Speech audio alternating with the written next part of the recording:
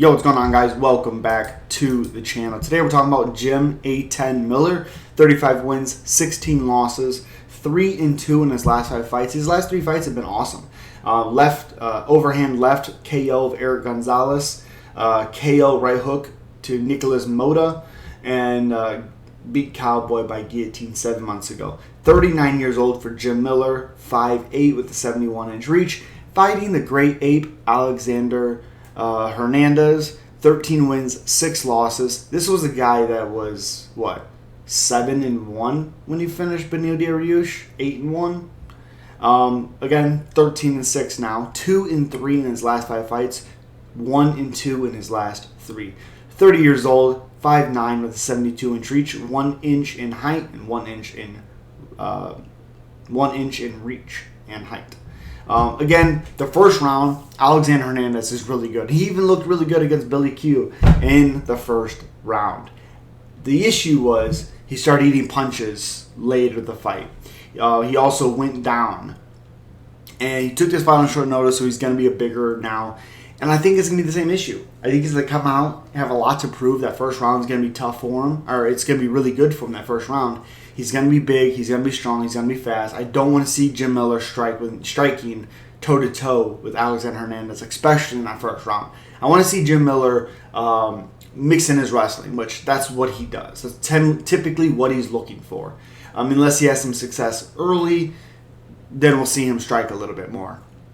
But again, I really want to see Jim Miller pull this off. I'm a big fan of Jim Miller. I think he's freaking awesome. We don't have that much more of him.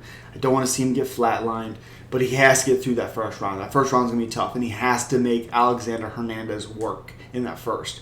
So that in the second and the third round, Hernandez will be tired. We've seen it throughout his career already, and he's only 30 years old. You know, there was a point where, again, he beat Chris Gutzmacher 2 years ago, flatlined, the first person to finish him, and just hasn't been the same guy. Ever since Cowboy finished him, and after Alexander Hernandez talked all that crap, he's never been the same dude. He's 5-5 now. There was a point when, so he beat Beneil Dariush when he was 7-1.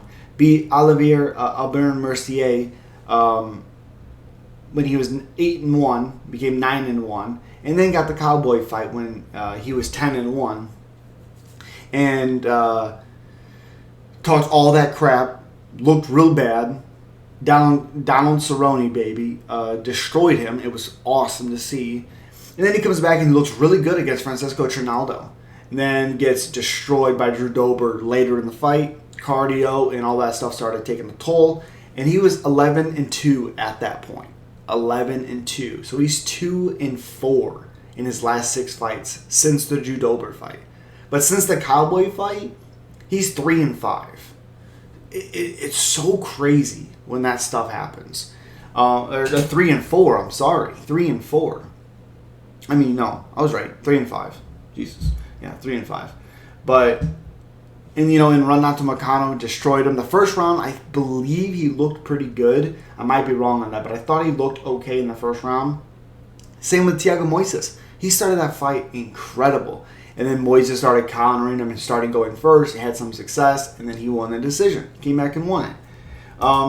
Again, I'd like to see Jim Miller win. I'm picking Jim Miller to win simply because I'm a huge fan of Jim Miller. But I think if he can get past that first round, which is going to be tough, we just seen Hernandez get finished a month ago. So it's going to be 2 months by the time they fight. It's not a lot of time for him to recover. I know he's taking this fight in a bigger weight class. I have Jim Miller winning this either way. I think he beats him up late in the fight and gets the finish that he wants. But as always, guys, subscribe to the channel. You know what it is. Leave a like, of course. Let's talk about it. Peace.